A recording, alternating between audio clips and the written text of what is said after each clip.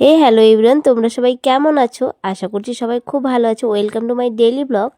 এবার থেকে আমি প্রতিদিনই চেষ্টা করব ছোটো মোটো হলেও একটা করে ভিডিও ব্লগ পোস্ট করার। কারণটা হচ্ছে কিছুদিন ধরে আমি কোনো ভিডিও পোস্ট করছি না বলেই আমার কোনো আর্নিং দিচ্ছে না। তো যাই হোক, এবার থেকে আমার ভিডিও সবাই দেখবে। আশা করছি সবাই লাইক কমেন্ট শেয়ার একটা করে দিবে। তো চলো যাই হোক, আজকে যাচ্ছি আমরা বিয়ের শপিং করতে, কেনাকাটা করতে সবাই মিলে। তো দিদি ওরা যাবে ঘুরতে, দিদি তারপরে দিদির ছেলেগুলো ছিল, ভাগনাগুলো, তারপরে ছিল সাথে আরও ননদ ছিল, তারপরে আমার শাশুড়ি মা ছিল। তো ওরা ঘুরতে যেহেতু যাবে, তো সবাই মিলে একসাথেই বেরিয়ে পড়ছিলাম আর আমরা যাবো বিয়ের কিছু কেনাকাটা করতে। তো এই পার্কটার কথা অনেকে জিজ্ঞাসা করেছিল। এই পার্কটা হচ্ছে ফুলবাড়ি হয়ে রানীরাঙ্গা যে আছে, রানীরাঙ্গায়। তো এখানে শুধু ছোট বাচ্চাদের, ভিতরে গিয়ে দেখছি শুধু ছোট বাচ্চাদের খেলনা, দোলনা, তারপর অনেক কিছুই আছে। তো এদিকে আমার বর তো ছোটো বাচ্চা হয়ে গেছে, দেখো তোমরা ভিডিওতে দেখতেই পাচ্ছ। তো যাই হোক, পার্কের মধ্যে বেশিক্ষণ ছিলাম না। পার্ক থেকে আমরা বেরিয়ে চলে এসেছিলাম। পার্কে সেরকম কিছুই নেই, আর পার্কের টিকিট নিয়েছিল 30 টাকা না 35 টাকা সেরকম করে। তো তারপরে আমরা ওরা তারপরে ইস্কনে গেছিলো। ইস্কনে যেহেতু আমরা অনেকবার গিয়েছি, তো আমরা ইস্কনে যাইনি, তার জন্য আমরা চলে আসছিলাম বিয়ের কেনাকাটা করতে। তো এখানে পাইকারি রেটে খুব সুন্দর মানে কাপড় পাওয়া যায়। তো আমার বিয়ের শাড়ি তো নিয়েছিলাম আমি পুরম থেকেই। তো এবার নাকি এখান থেকেই নেবে, এখান থেকেই অনেকেই নিয়ে যায় শুনেছি। তো এখান থেকে সত্যি খুব ভালো কাপড় পাওয়া যায়, সব পাইকারি রেটে। আর এখানে দেখলাম অনেক দূর দূর থেকে মানুষ এসেছে কাপড় নিতে।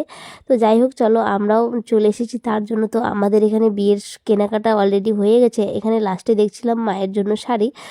তো তারপরে সবার কেনাকাটা হয়ে গেল। তারপরে দেখছিলাম আমাদের দুলে রাজা, মানে আমার দেওরের জন্য পাঞ্জাবি, যেটা বিয়েতে পরে যাবে। তো তারপরে দেওরের জন্য পছন্দ করা হয়ে গেল। আর এদিকে লেহেঙ্গা, লেহেঙ্গা তো ইচ্ছে করে যে নিব, বাট আমাদের বাঙালিদের মধ্যে বেশিরভাগ বলে না যে শাড়িতেই নারী, তো শাড়িতেই সুন্দর লাগে বেশি। তো তারপরে এদিকে বর দেখছিল পাঞ্জাবি, মানে পাঞ্জাবি না সরি, কোট।